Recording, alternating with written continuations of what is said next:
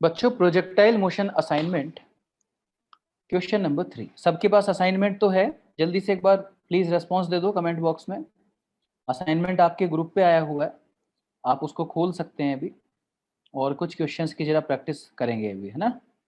तो question number 3 क्या है आप देखिए, आपके सामने होगा, मैं बोल भी देता हूँ। A person standing on a truck moving with a uniform velocity 14.7 meter per second on a horizontal dot throws the ball in such a way that it returns to him after 4 seconds. Find the speed and angle of projection as seen by a man on the ground. बच्चों, एक person एक truck में खड़ा था। मान लीजिए ये एक ट्रक है। तो एक पर्सन एक ट्रक में खड़ा था, उसने एक ऑब्जेक्ट को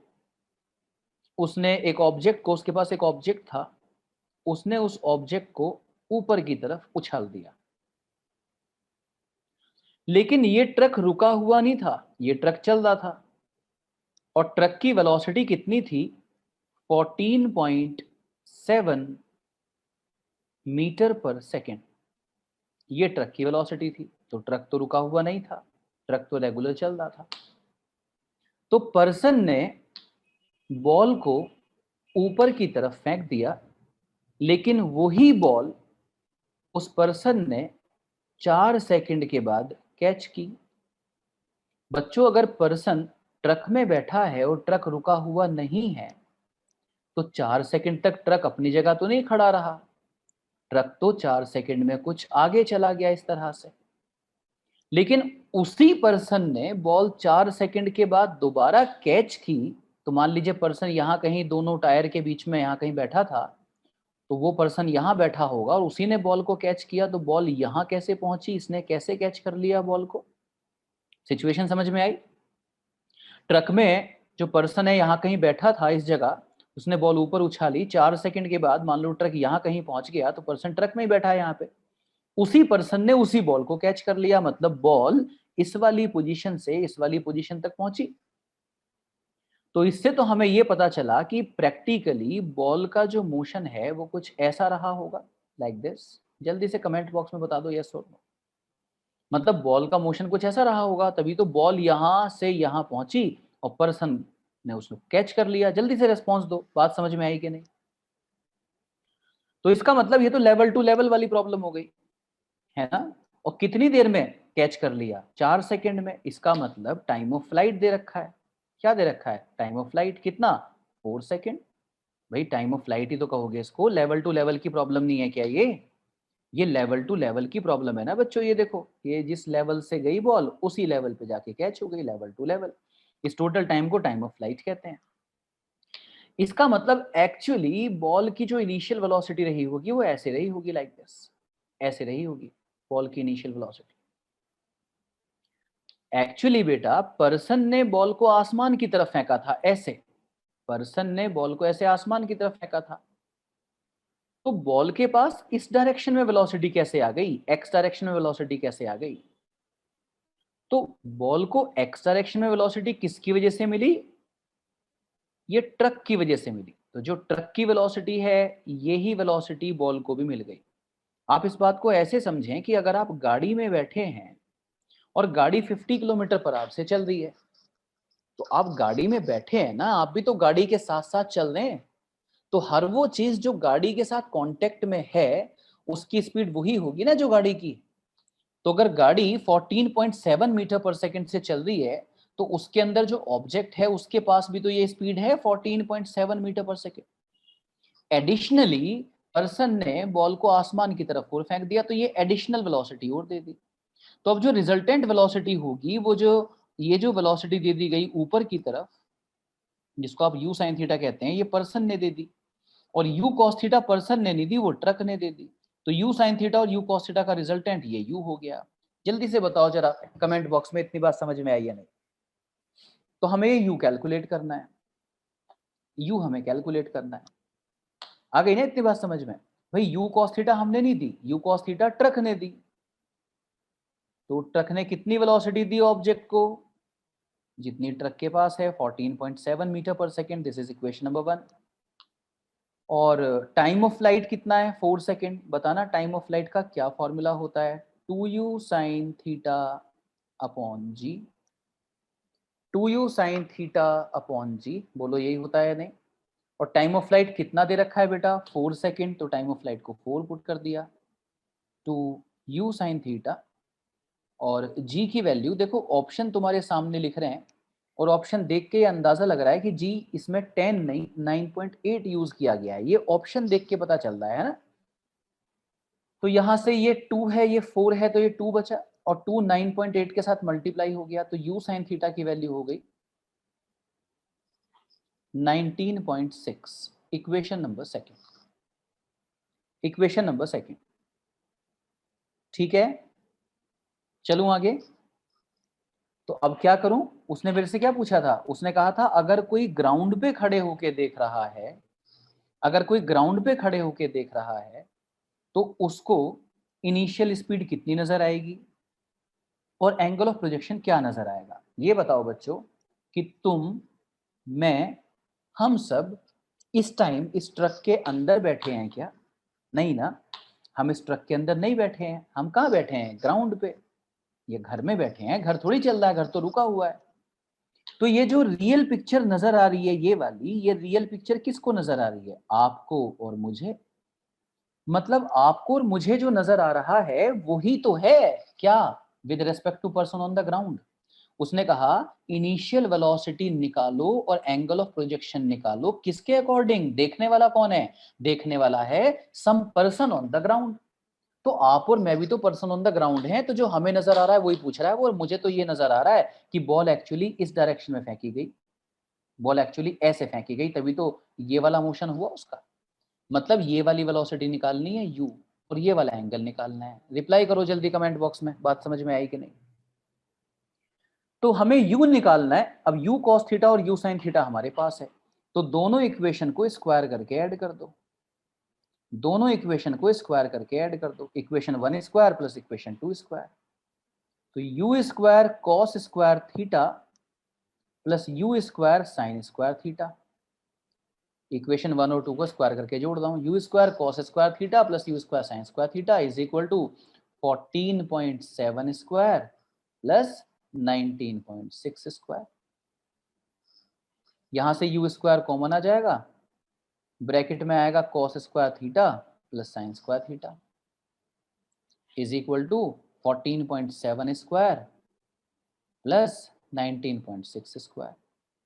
sign square theta plus cos square theta 1 होता है, तो ये यू स्क्वायर की वैल्यू आ गई, और यहां से स्क्वायर हटा के अंडर रूट लगा दिया, तो ये u की वैल्यू आ गई कितनी, 14.7 स्क्वायर प्लस 19.6 स्क्वायर। चलो जल्दी से हाथ उठा के रिप्लाई कर दो, समझ में आ गया कि नहीं।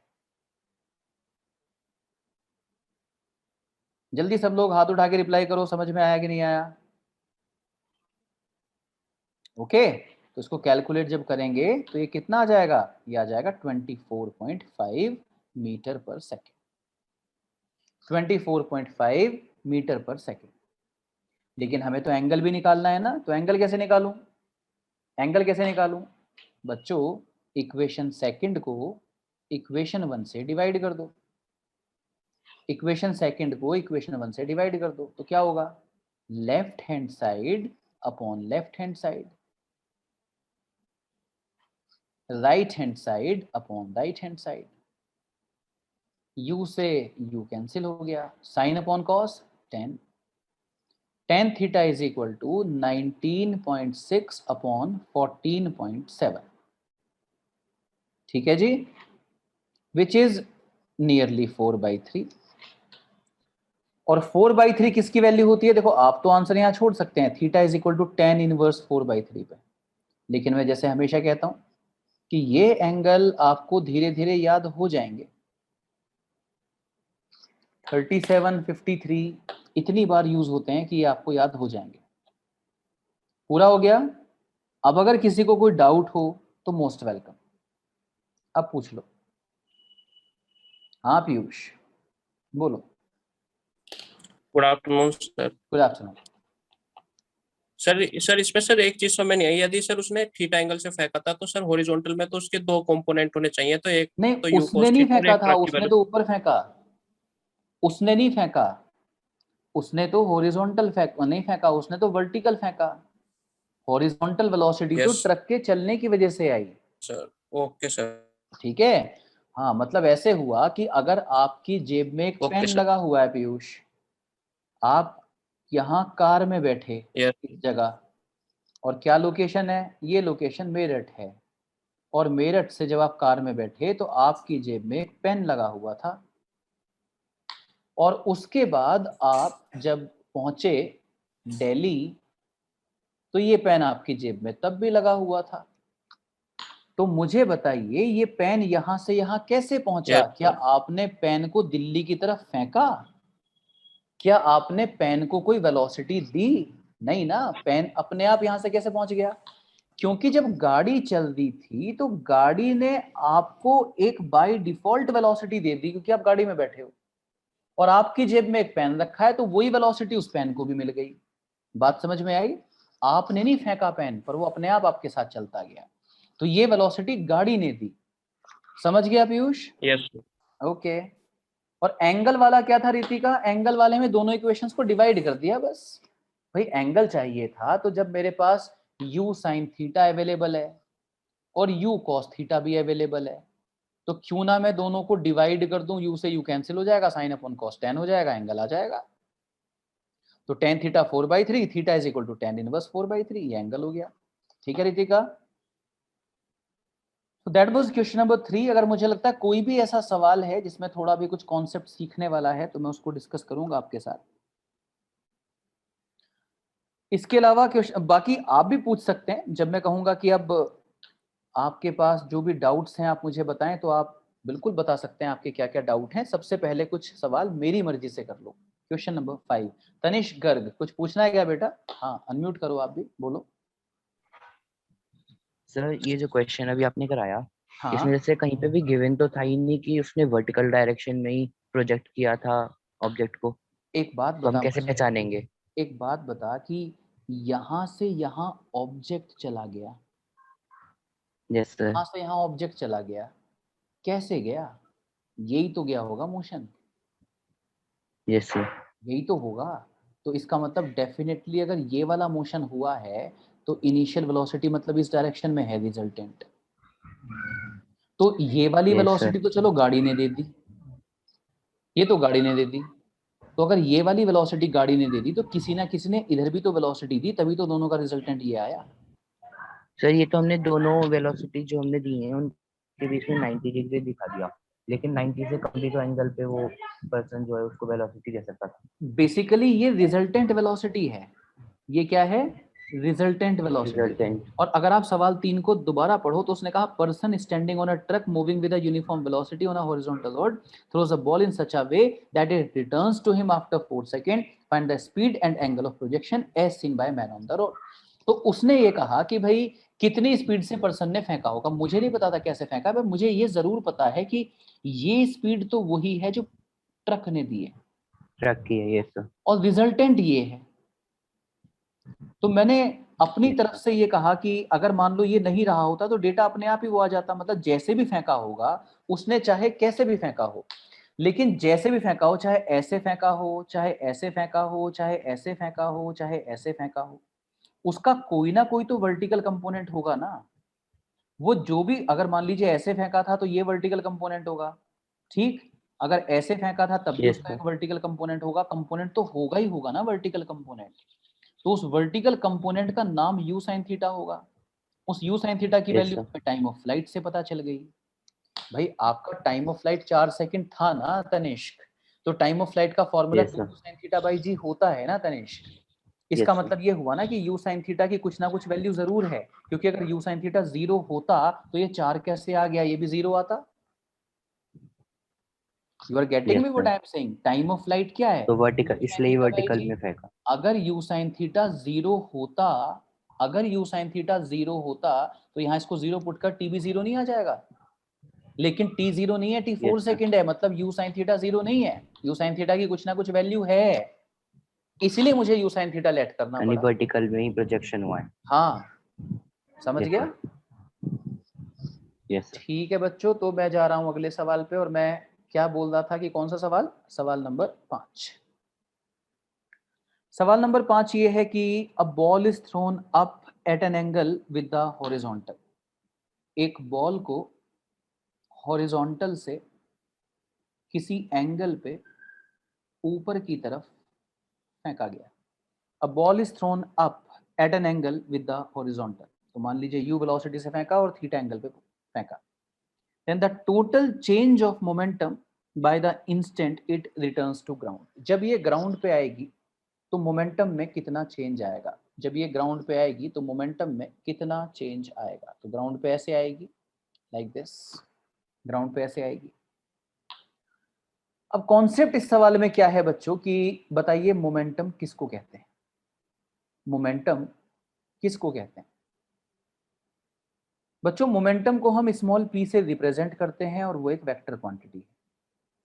मास और वेलोसिटी के प्रोडक्ट को मोमेंटम कहते हैं। ये कॉन्सेप्ट इसमें लगने वाला है। This is concept. मोमेंटम क्या होता है? मास इनटू वेलोसिटी और वेक्टर क्वांटिटी होता है।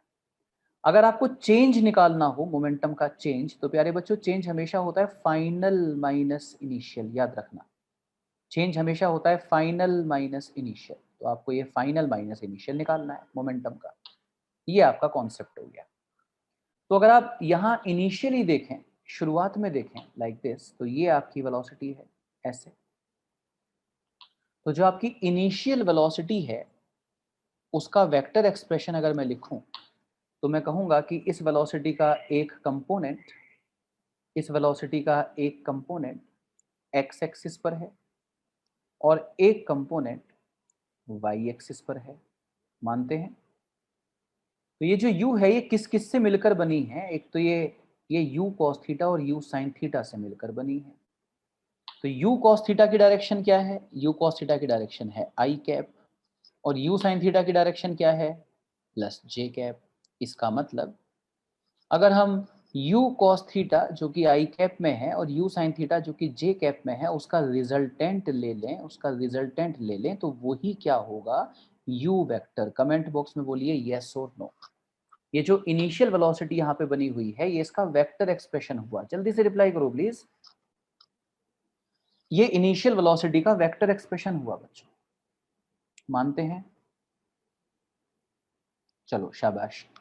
इसके बाद जब ये ऑब्जेक्ट, देखो ये ऑब्जेक्ट ऐसे ऊपर चलता गया, ऊपर चलता गया, ऊपर चलता गया, फिर ऐसे नीचे आया, नीचे आया, नीचे आया और यहाँ पे आके टकराया। इस टाइम देखो ऐसे टकराया, लाइक दिस। ऐसे ग्राउंड पे टकराया होगा ये, लाइक दिस। तो हम ये जानते हैं कि प्रोजेक्टाइल मोशन में हॉरिजॉन्टल डायरेक्शन में कभी कोई एक्सेलरेशन नहीं होता। अगर हॉरिजॉन्टल डायरेक्शन में कभी कोई एक्सेलरेशन नहीं होता तो हॉरिजॉन्टल वेलोसिटी कभी नहीं बदलती। मतलब अगर वो शुरुआत में horizontal velocity u cos theta है, तो क्योंकि हॉरिजॉन्टल डायरेक्शन में कोई एक्सेलरेशन नहीं होता तो वो हमेशा u cos थीटा ही रहेगी। बोलिए यस सर। हॉरिजॉन्टल डायरेक्शन में वेलोसिटी कभी नहीं बदलती। तो पूरी जर्नी में किसी भी मोमेंट पर देख लीजिए हॉरिजॉन्टल वेलोसिटी कभी नहीं बदलेगी। अगर वो शुरुआत में u cos थीटा थी तो वो हमेशा u cos थीटा रहेगी, मतलब बाद में भी u cos थीटा रहेगी। और y डायरेक्शन में अगर मैं देखूं तो बेटा ये वेलोसिटी u sin थीटा ऊपर की तरफ हुआ करती थी। थोड़ी देर के बाद ऑब्जेक्ट यहां पहुंचा तो ऊपर जाने वाली वेलोसिटी थोड़ी और कम हो गई होगी, यहाँ थोड़ी और कम हो गई होगी। जब हाईएस्ट पॉइंट पे पहुंचा तो y डायरेक्शन की वेलोसिटी 0 हो गई होगी। इसके बाद फिर यहाँ से इसने नीचे आना शुरू कर दिया तो नीचे की तरफ स्पीड फिर से बढ़ने लगी, फिर थोड़ी और बढ़ गई, फिर थोड़ी और बढ़ गई और यहाँ पे पहुंच के उतनी ही हो जाएगी जितनी शुरुआत में थी, मतलब u sin थीटा। इस पे भी जरा मुझे चाहिए यस सर। जल्दी रिप्लाई करो यस और नो। भाई स्पीड को छीनने वाला कौन था? Gravitational acceleration. जब ये ऑब्जेक्ट नीचे से यहां ऊपर पहुंचा तो इसकी वाई डायरेक्शन की स्पीड किसने छीनी? ग्रेविटी ने। तो इसके बाद जब ये नीचे आएगा तो वो ग्रेविटी इसको स्पीड वापस करेगी। तो जितना डिस्टेंस ऊपर गया उतना ही डिस्टेंस फिर नीचे भी आया। तो उसने जितनी स्पीड छीनी उतनी वापस भी कर दी। इसलिए उसने यू साइन थीटा को पहले 0 किया तो 0 को वापस यू साइन थीटा कर देगा वो। तो अगर मैं फाइनल वेलोसिटी को देखूं तो फाइनल वेलोसिटी का वेक्टर एक्सप्रेशन क्या होगा? हम कहेंगे कि ये देखो ये जो u cos थीटा है और ये जो u sin थीटा है इन दोनों से मिलके बनेगा ये v। तो इस v के कितने कंपोनेंट हैं? एक कंपोनेंट तो u cos थीटा ही है और वो i कैप डायरेक्शन में ही है, और एक कंपोनेंट u sin थीटा है और वो किस डायरेक्शन में है? वो डाउनवर्ड है, डाउनवर्ड मतलब माइनस j कैप, डाउनवर्ड है। मानते हैं? रिप्लाई कर दो जरा। तो ये इनिशियल वेलोसिटी और फाइनल वेलोसिटी हो गई। आपसे क्या पूछा गया? आपसे पूछा गया चेंज इन मोमेंटम। तो चेंज इन मोमेंटम का मतलब हो गया final momentum minus initial momentum. बेटा मोमेंटम का क्या फॉर्मूला होता है? Mass into velocity. तो mass into final velocity minus mass into initial velocity. बोलिए यस और नो। क्या कॉमन है यहां से? कॉमन क्या है? यहां से कॉमन है मास। क्या बचा? v vector minus u vector. तो m v वेक्टर की वैल्यू पुट कर दीजिए, u cos theta i cap minus u sin theta j cap minus u vector की वैल्यू पुट कीजिए, u cos theta i cap plus u sin theta j cap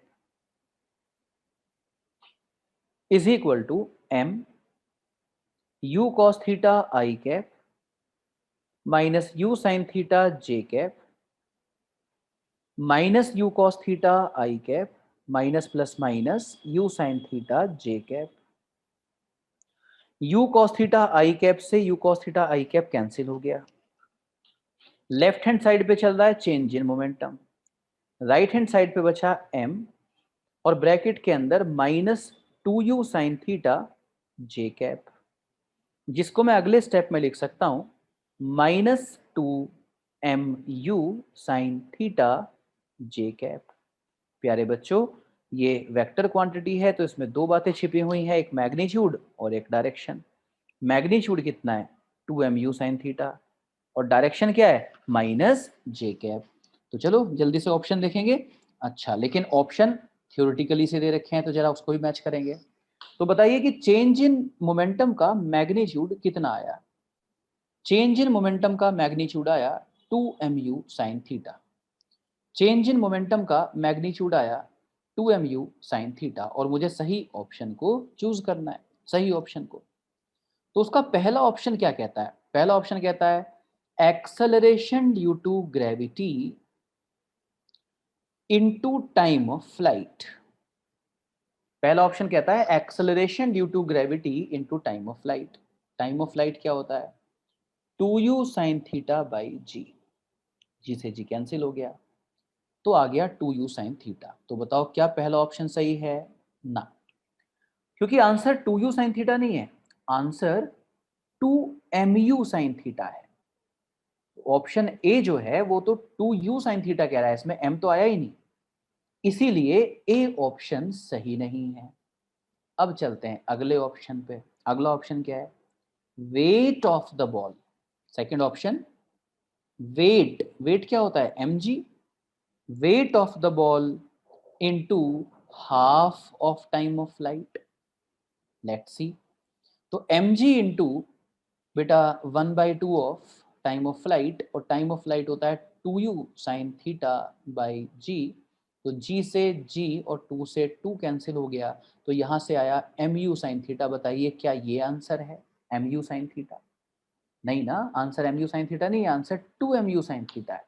इसका मतलब B भी इसका सही जवाब नहीं है, लेकिन मुझे लगता है सी इसका सही जवाब हो जाएगा। बोलो यस और नो, क्योंकि सी ऑप्शन कह रहा है weight of the ball into time of flight. तो अगर wait of the ball into time of flight करूं तो यहाँ पे 2u sin थीटा बाई जी आएगा, जी से जी कैंसिल हो जाएगा और देखो 2mu sin थीटा ही आएगा और वही हमारा आंसर भी है। इसीलिए सही ऑप्शन हुआ C, weight of the ball into time of flight. हाथ उठा के रेस्पॉन्स दो, समझ आया कि नहीं आया? तो मैंने पहले ही कहा कि देखो मैंने जितना ट्यूसडे तक पढ़ाया था, ट्यूसडे तक प्रोजेक्टाइल मोशन, ट्यूसडे तक मैंने जितना पढ़ाया था मतलब सफिशिएंट है, उतना ही पूछते हैं स्कूल टीचर वगैरह सब। और उसके बाद तो प्योर अब कंपटीशन की बात हो रही है, क्योंकि मैं एकेडमिक प्लस कंपटीशन पढ़ाता हूँ। देखो ये बात क्लियर कर लो कि ओनली स्कूल पर्सपेक्टिव से अगर आप पढ़ रहे हो तो मैं ओनली स्कूल पर्सपेक्टिव से नहीं पढ़ाता हूँ, मैं स्कूल प्लस कंपटीशन पर्सपेक्टिव से पढ़ाता हूँ। तो इसीलिए अब उसके बाद स्कूल वाला काम कर दिया तो फिर कंपटीशन वाला भी तो करना है, तो इसीलिए क्लास आपकी फिर वेंसडे भी हुई, थर्सडे भी हो रही है ना। और आज जैसे हम असाइनमेंट प्रैक्टिस कर रहे हैं, पूरा असाइनमेंट करना चाहिए बेटा। आप चाहते हैं अगर पहले अटेम्प्ट में आप अपने पसंद का कॉलेज चुने, जब आप कंपटीशन दें नेशनल कंपटीशन, तो आप असाइनमेंट पूरा किया कीजिए प्लीज। इसके बाद बच्चों मैं क्वेश्चन नंबर 6 पे जा रहा हूँ। क्वेश्चन नंबर 6 असाइनमेंट का क्वेश्चन नंबर 6, उसने कहा speed of a projectile when it is at the greatest height is half of the initial speed, find the angle of projection. तो मुझे लगता है ये तो हम लोगों ने क्लास में ही कर रखा है सवाल।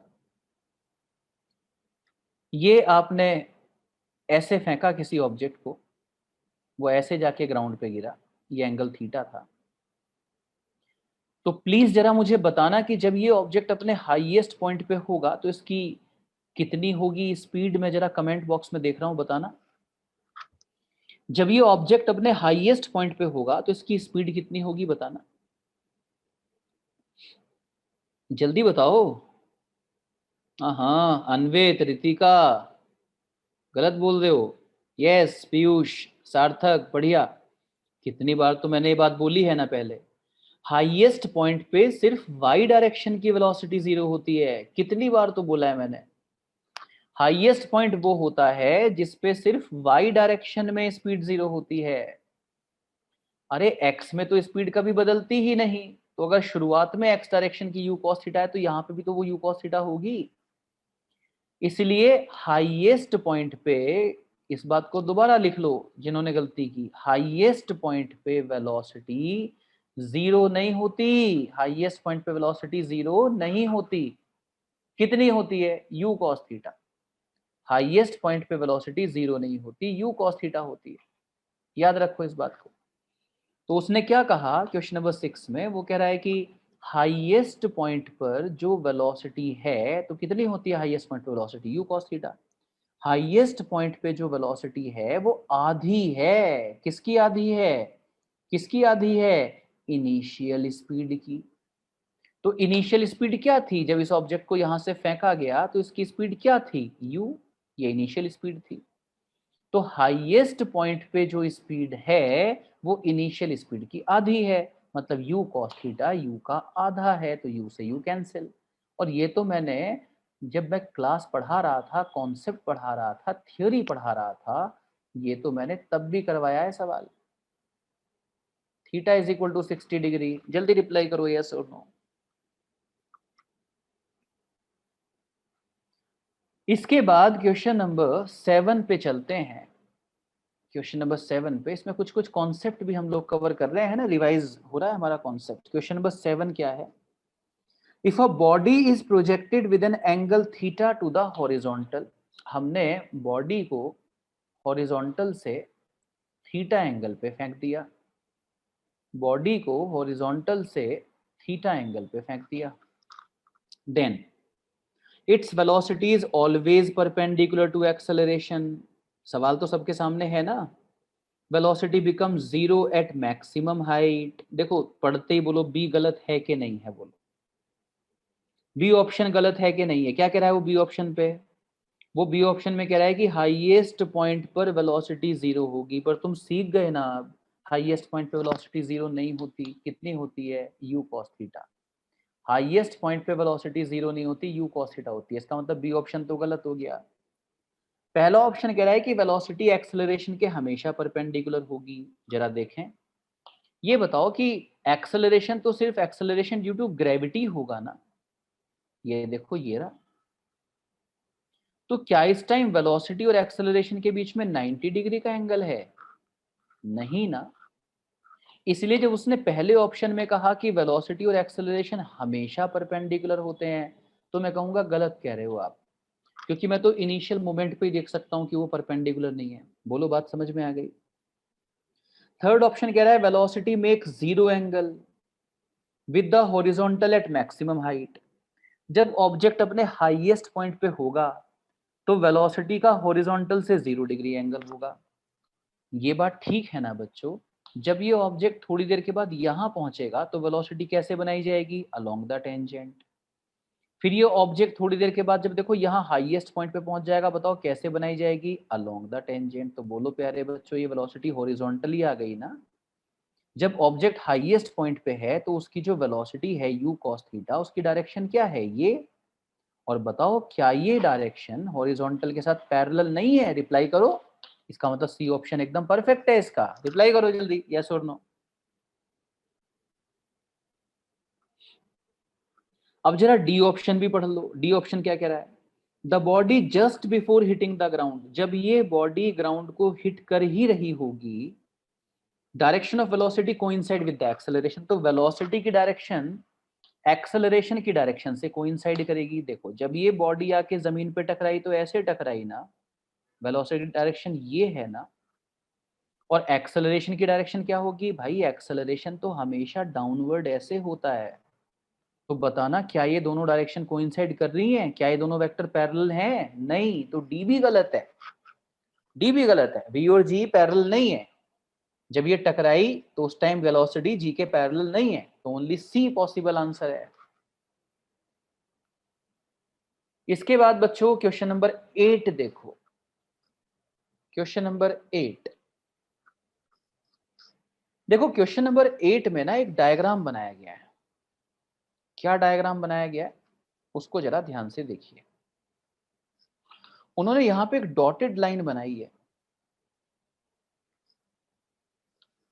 और उसके बाद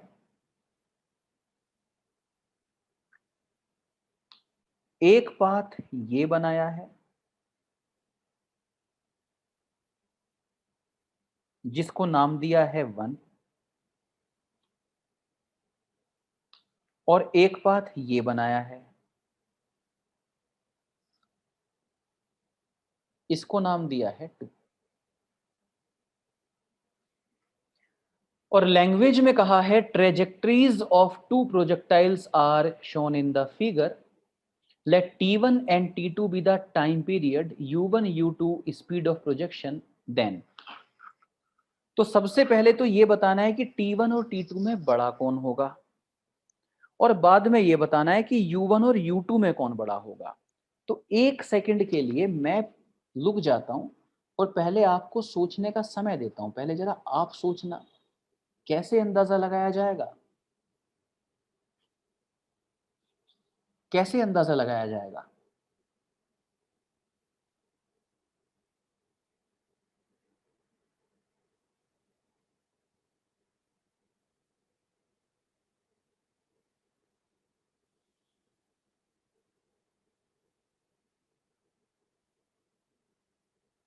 सोच लिया, चलो मेरी बारी, मेरी बारी। प्यारे बच्चों एक बात बताओ, maximum height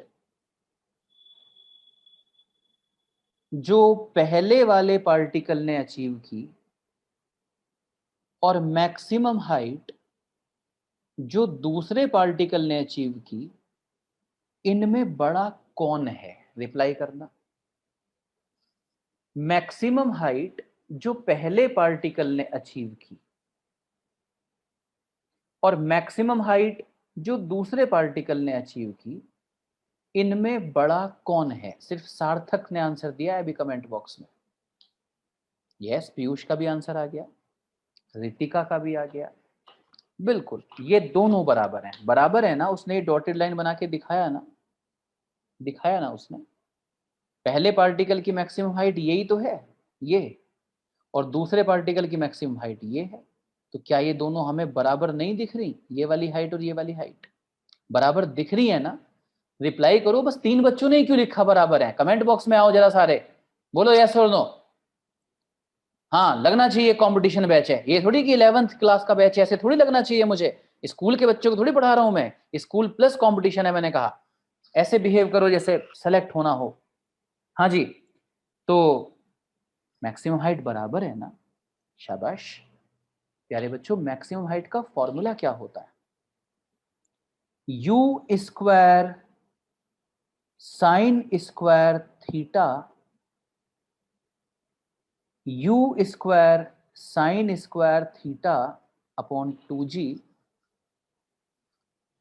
u square sine square theta upon 2g। Reply करो यस और नो। भाई यही तो फॉर्मूला होता है, u square sine square theta.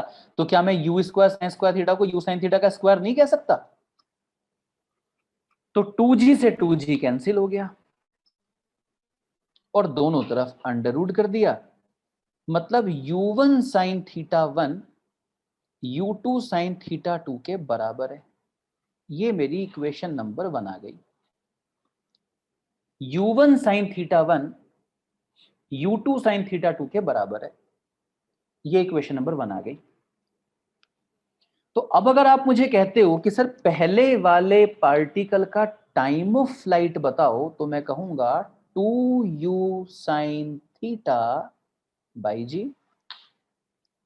और दूसरे वाले पार्टिकल का टाइम ऑफ फ्लाइट बताओ, 2u साइन थीटा बाई जी। लेकिन u1 साइन थीटा 1 और u2 साइन थीटा 2 तो बराबर है ना।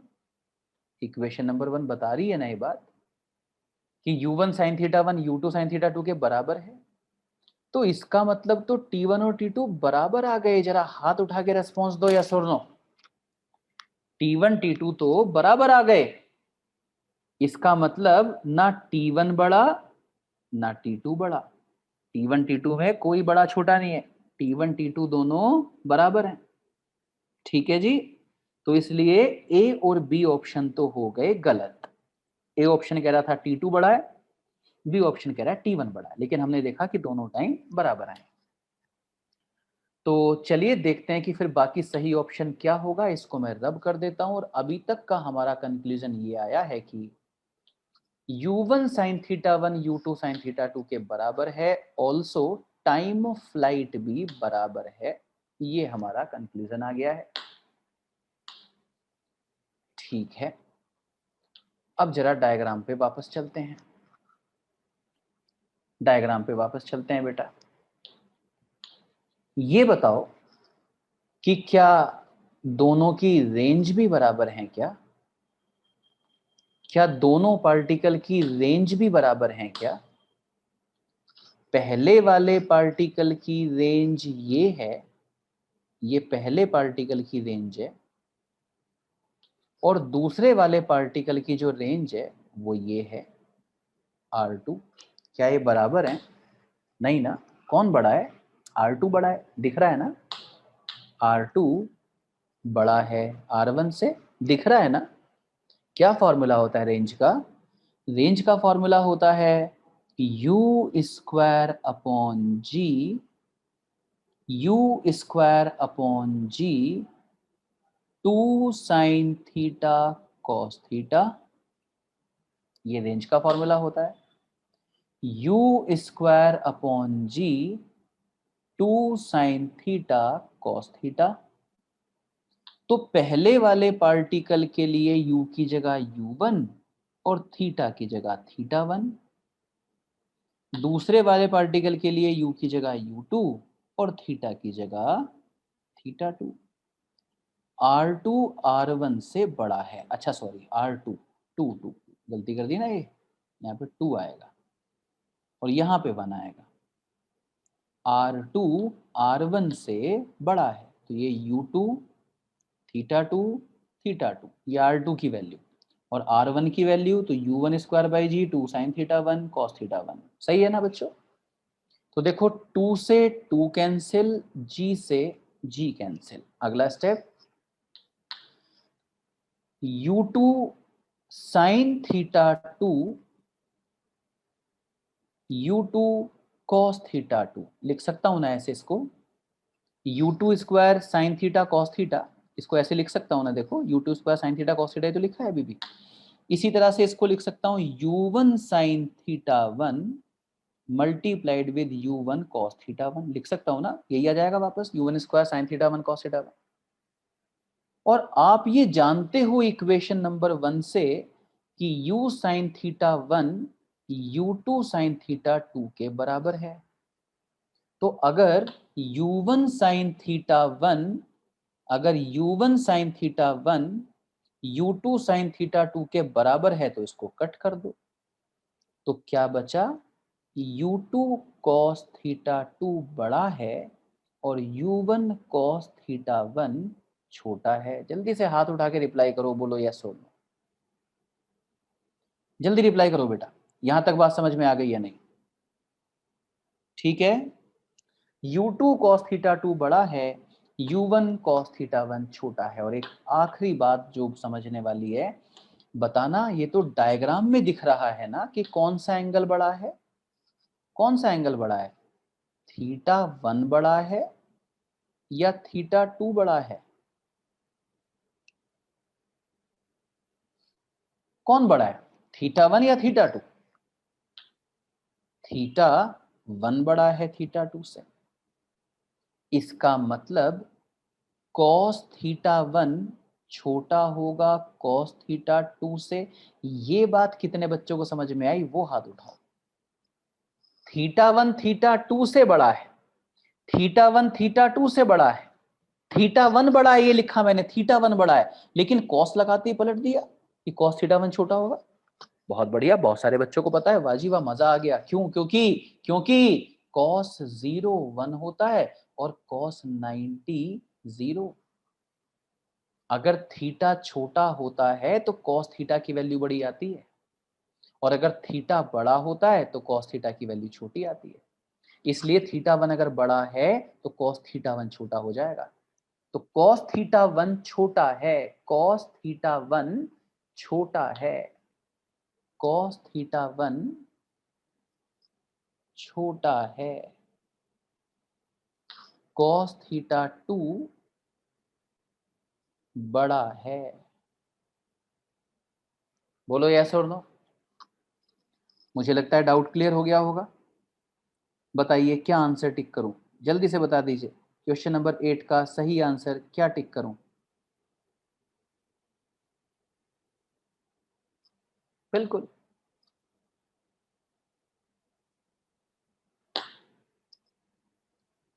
सवाल नंबर 8 था ये। देख रहे हो कितना कॉन्सेप्चुअल सा सवाल था, कितना कुछ देखना पड़ा। और इसमें अच्छी बात क्या देखी, इसमें बहुत ही बढ़िया सी बात, टाइम ऑफ फ्लाइट दोनों के बराबर थे। देखो कैसे कंपेयर करके निकाला।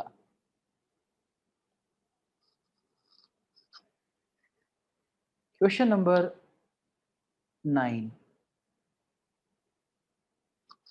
a ball is rolled off the edge of a horizontal table at a speed of 4 meter per second, hits the ground after 0.4 second. Which statement given below is true? कोई table है प्यारे बच्चों, table,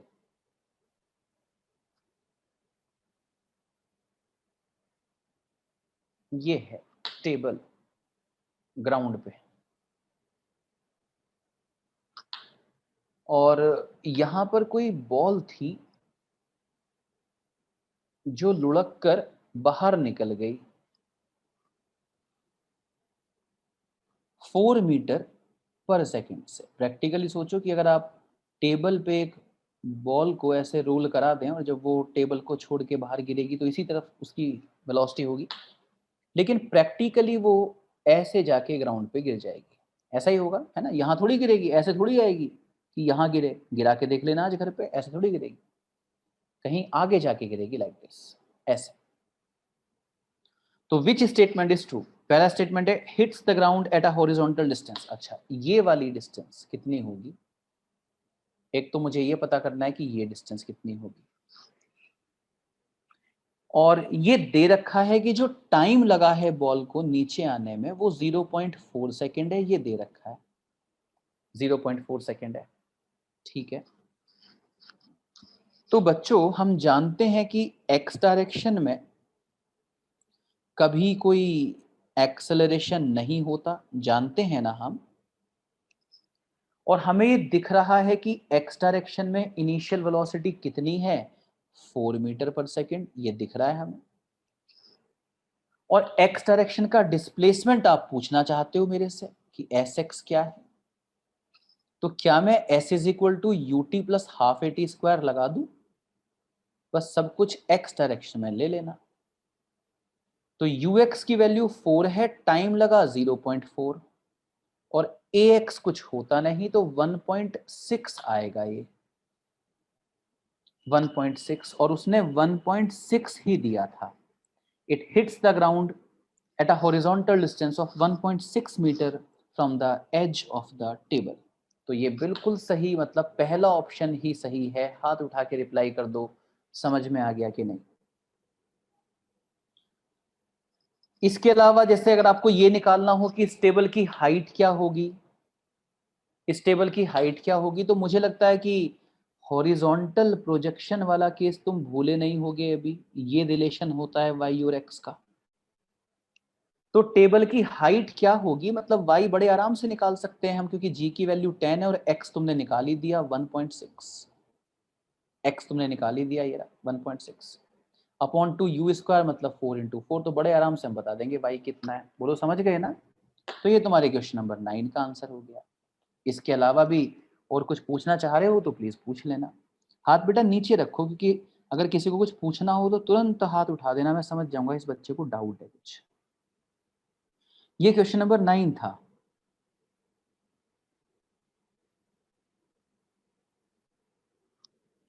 question number 10 बहुत बढ़िया सवाल है। मैं चाहूंगा एक बार घर पे आप इसको अटेम्प्ट करें पहले। क्वेश्चन नंबर 10 पहले प्लीज आप थोड़ा सा दिमाग और लगाइएगा। वैसे मुझे बहुत कम उम्मीद है कि आप आंसर दे पाएंगे, लेकिन लेट्स सी, उम्मीद पर ही दुनिया कायम है। लेट्स सी, आप प्लीज ट्राई कीजिएगा। क्वेश्चन नंबर 10 आपके लिए, खूब दिमाग लगाइएगा उसमें। सवाल नंबर 11 देखिए। A body is thrown with a speed of 30 meter per second at an angle 30 with the horizontal from a perfectly inelastic horizontal floor। बच्चों ये परफेक्टली इनइलास्टिक क्या होता है, ये जब आपकी फर्स्ट एनसीईआरटी का एंड चल रहा होगा, जब आपके 11th क्लास के जो सिलेबस का 50% हिस्सा लगभग कंप्लीट हो गया होगा, तो तब आएगी ये टर्म, तब बताऊंगा क्या होता है ये, है ना। परफेक्टली इलास्टिक, इलास्टिक क्या होते हैं तब बताऊंगा। तो a body is thrown with a speed of 30 meter per second at an angle 30 degree with horizontal from a perfectly inelastic horizontal floor. The time after which it is moving perpendicular to the initial direction of motion। भाई ये तो बिल्कुल सीधा सवाल आ गया, ये तो बिल्कुल सीधा सवाल आ गया। जरा हाथ उठा दो जल्दी से, यस और नो। इस पे तो बात हो चुकी लेक्चर में। इनिशियल वेलोसिटी के परपेंडिकुलर कब हो जाएगी वेलोसिटी, इनिशियल वेलोसिटी के परपेंडिकुलर कब हो जाएगी वेलोसिटी।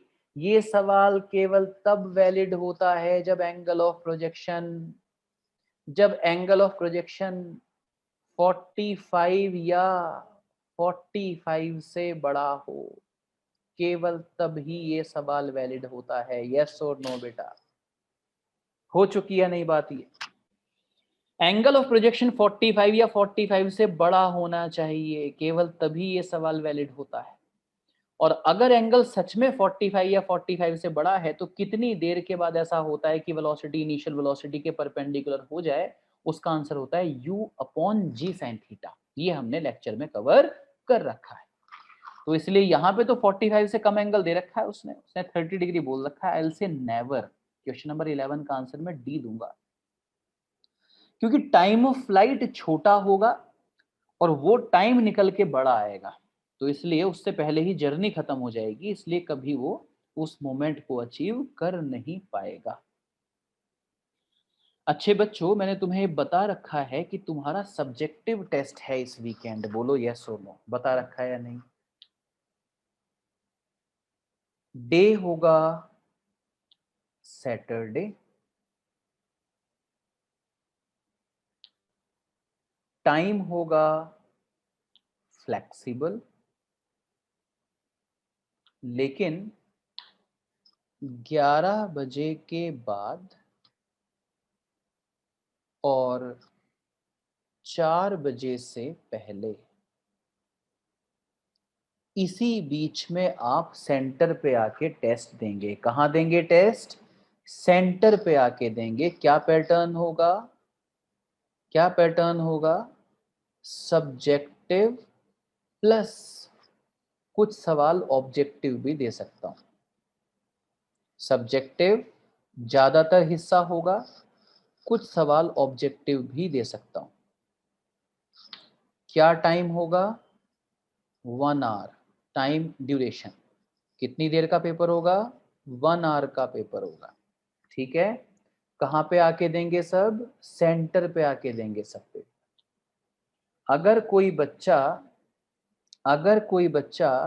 सेंटर पे आके नहीं दे सकता, अगर कोई बच्चा सेंटर पे आके टेस्ट नहीं दे सकता, तो ये फैसिलिटी सिर्फ उन बच्चों के लिए है जो मेरठ से बाहर रहते हैं। वो बच्चे अपने घर से ही टेस्ट दे देंगे। उनको व्हाट्सएप पे क्या मिलेगा? पीडीएफ। वो उस पीडीएफ को क्या करेंगे? डाउनलोड, और डाउनलोड करके अपने घर पे आराम से टेस्ट देंगे। टेस्ट देने के बाद जो उनकी आंसर शीट है उसके फोटो क्लिक करेंगे और उन फोटो को फॉरवर्ड कर देंगे किस पे? व्हाट्सएप पे। किस नंबर पे? 9917314207, इस नंबर पे फॉरवर्ड कर देंगे और वो चेक हो जाएगा। अगर कोई बच्चा मेरठ में ही रहता है लेकिन वो इंस्टीट्यूट पे आके टेस्ट नहीं दे सकता, कोई भी कारण हो सकता है उसका, है ना, मे बी, जो भी बात है, तो उसके लिए एक कंडीशन है कि पेरेंट्स बात करेंगे। मतलब पेरेंट्स की तरफ से ये मैसेज आना चाहिए, इस नंबर पे कॉल आनी चाहिए, इस नंबर पे। ठीक है, इस नंबर पे पेरेंट्स की तरफ से कॉल आनी चाहिए और उनका जो बताया हुआ, मतलब अगर उनका बताया हुआ लॉजिक है तो विल एक्सेप्ट। मतलब बच्चा अगर बोलेगा जी मैं नहीं आ सकता तो इस बात को कंसीडर नहीं किया जाएगा। ठीक है जी। अगर पेरेंट्स बोलते हैं कि सर घर पे ही दे देगा और हम ध्यान रखेंगे, तो हम बिल्कुल मान लेंगे। तो इन दोनों में से किसी भी एक नंबर पे, इन दोनों में से किसी भी एक नंबर पे कॉल करवा देना पेरेंट्स से और वो बता देंगे कि सर बच्चा सेंटर पे नहीं आ सकता, घर पे टेस्ट हो जाएगा लेकिन मेरी निगरानी में होगा, वो ये कह दें तो बिल्कुल परफेक्ट है, आप घर से भी दे सकते हैं। और जो बच्चे मेरठ के बाहर के हैं वो तो डेफिनेटली घर से ही देंगे, और जो बच्चे सेंटर पे आके देना चाहते हैं प्लीज, सबसे बढ़िया आप प्लीज सेंटर पे आके दीजिए, टाइम के लिए हम बिल्कुल फ्लेक्सिबल हैं। और क्या होगा आपका टॉपिक होगा प्रोजेक्टाइल मोशन। ज्यादातर पेपर सब्जेक्टिव ही होगा, प्रोजेक्टाइल मोशन। और मैं जानता हूं अभी असाइनमेंट के पूरे डाउट वगैरह नहीं हुए हैं, तो पेपर का लेवल मैं बहुत ज्यादा नहीं रखूंगा, एकदम ऐसा रखूंगा कि एक तो हम लोगों ने जो बिल्कुल लेक्चर में ही पढ़े हैं डेरिवेशन वगैरह, वो थोड़े मैं ज्यादा पूछूं, और बिल्कुल फॉर्मूला बेस्ड क्वेश्चंस जो किसी भी बच्चे को बता ही देने चाहिए। थैंक यू सो मच बच्चों। जी जी बिल्कुल, जो बाहर के बच्चे हैं वो बिल्कुल बेटा घर से ही दे दीजिएगा। थैंक यू बेटा। अगली क्लास आप जानते हैं ना कब होगी? मंडे टू थर्सडे पढ़ाता हूँ मैं। Thank you.